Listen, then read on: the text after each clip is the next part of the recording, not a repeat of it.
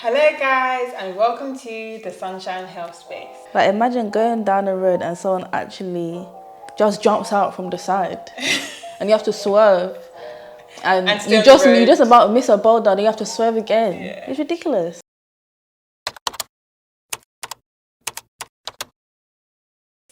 I'm your host Danica today, and today I will be interviewing my sister Karaday. Bonjour.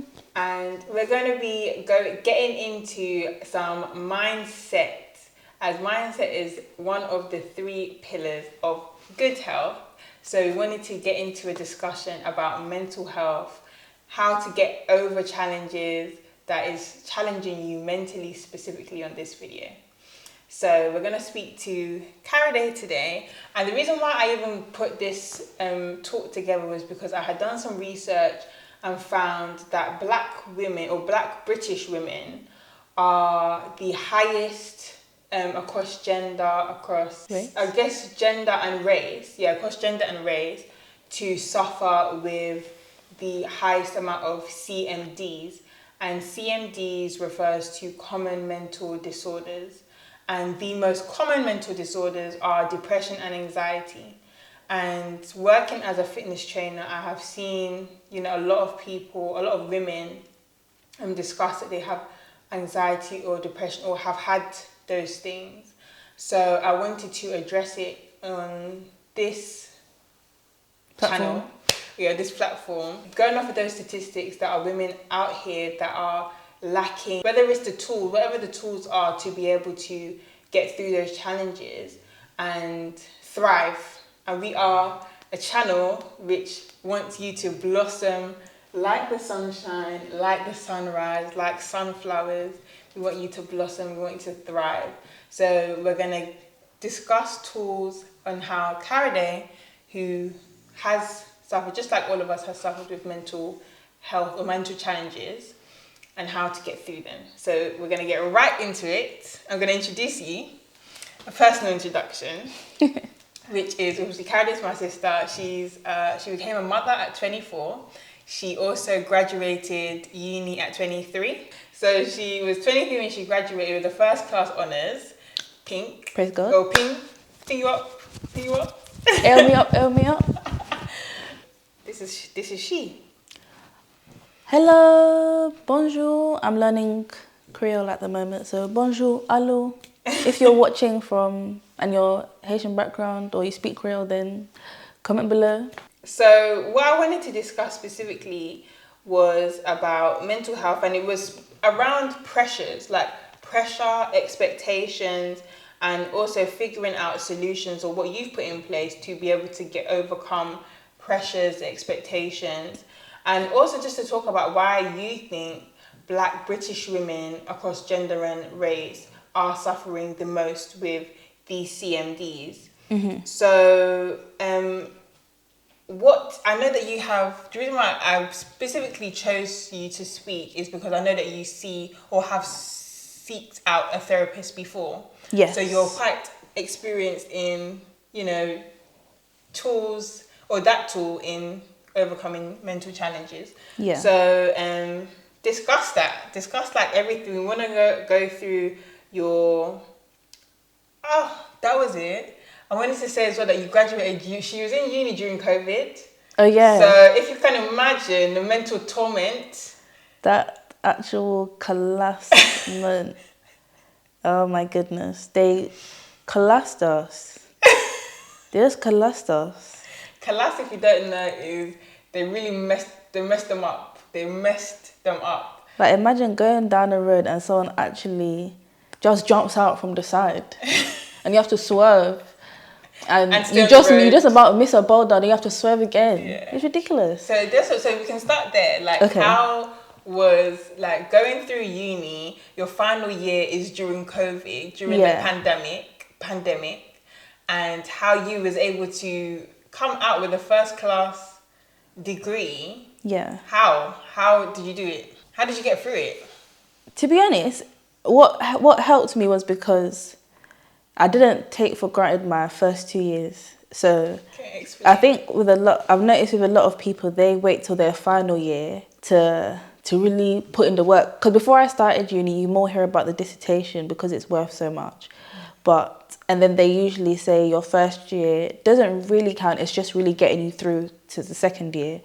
But in the first and second year, I made sure every assignment, I was aiming for with every assignment. So you guys know me and group tasks. Yeah. Because my lowest grades were group tasks. Yeah. And there was a funny meme that always used to that explains my experience. So it was that at my funeral, I want my group to be the ones to lower me into the ground so they can let me down one last time. And that is a sentiment, because my lowest grade was a 2-2, and that was a group task. But anyhow, so what helped me was attacking every single assignment to get a first class. Okay. So that was from year one. Yeah, because I did BTEC in college, so I was already well versed with assignments, because I noticed a lot with the people who did A levels, they struggled more with getting acclimated to having constant deadlines. But I'd been there and done that with the all-nighters, staying up late. If you know Eric Thomas, if you or somebody from your team is watching this, you got me through those all-nighters with no, when you would even be like, okay, let me sleep till 1. And you get up at 1 because you know that, because you know your deadline is usually really early. Yeah. So I'm going to have to power through the night. Yeah. Because I waited to the last minute. So I did that. I got that out of my system. So by the time uni came, I don't even know. I just wanted to graduate with a first. So it was all or nothing. What do you think? What was the challenges that you went through, like, in uni? Was there any? I think because you mentioned COVID.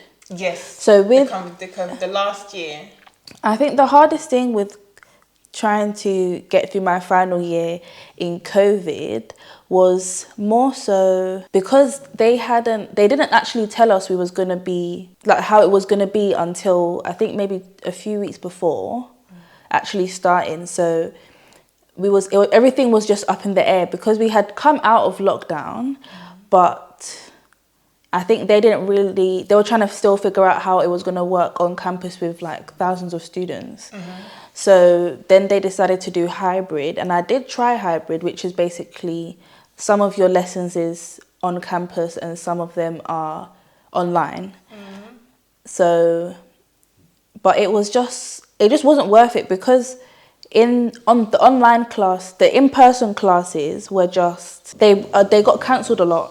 Okay. So then I just decided to just done that off and then just do it from home online. So that was the challenge with them, because I was commuting from London. So I would stay at my aunt's in Birmingham and then go from Birmingham to Coventry. But the quality of the class, I thought would be better because it's less people, but it wasn't. So that was one challenge. And then because transitioning to online, it was more so finding the motivation because you're at home.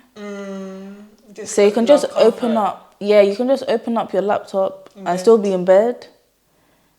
You probably fall asleep halfway through the class. I know, so then how did you do it at home? Oh, it's because you asked me what the challenges were first. How did you do it? So then at home... That's what the viewers want to know, is how did you manage under the stress to get the first? I did it in the first semester because I think I got 1 first in my first semester, and then I think I got all first in my second half. Because in the first semester, that year, Granddad went.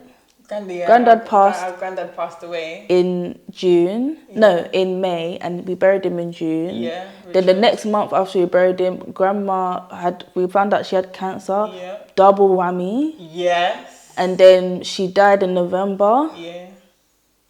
And then by that time I had started back studying in September. And then I was going to the house because Daddy would obviously go to work, so no one was there, so to stay with Grandma. Yeah. So then there was that.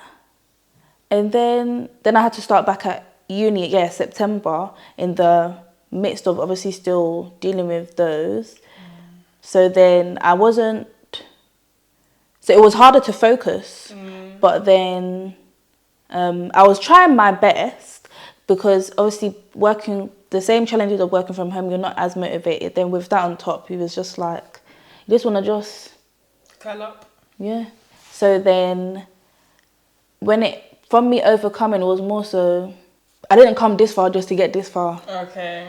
So it was, and I said on literally my first day, I said, I'm getting a first. So I remembered that. So it was like manifesting it. Maybe. If you want to say that. If you want to call it that. So how I overcame it was more so, I then got more, I was more onto it. So I said, right, I've said I want to get the first. So I'm at the finishing, it's like you're in a marathon and you're at the finish line. So I was like, so I sat down, I received the first semester grade. So then at this point I was like, okay, because like you can agree, but at some point you have to just pull your socks up, because life is moving, and life is going to continue to life. So it's either, so I had I think they call it a come to Jesus moment, and I said, right, I'm going to get the first. And with our grandparents, they were very much like, study.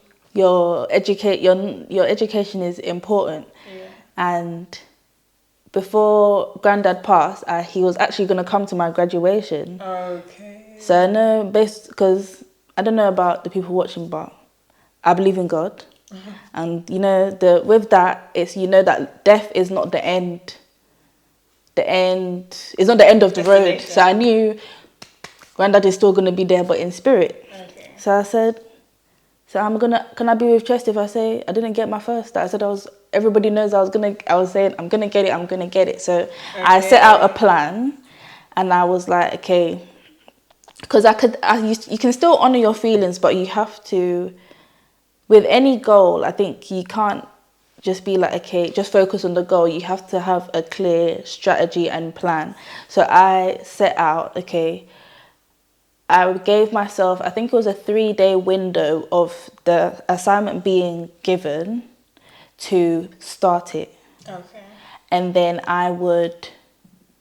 so I have to start it and then make appointments for them to see it. Because you could have appointments, you could set up with your lecturer for you to send it to them ahead of time, and then you have a meeting so they can tell you what to work on. Okay. So I would set up those, so then it's by force I have to send them something. Okay. And I have to have substantial amount for them to actually read, for me to progress. So that was how I'm hearing the tools so far. So the main tool is a plan. Yeah, well no, the first tool I heard was actually speaking your intention aloud and to people, because you spoke it to me, you spoke it to like everyone that I know. Yeah. So speaking your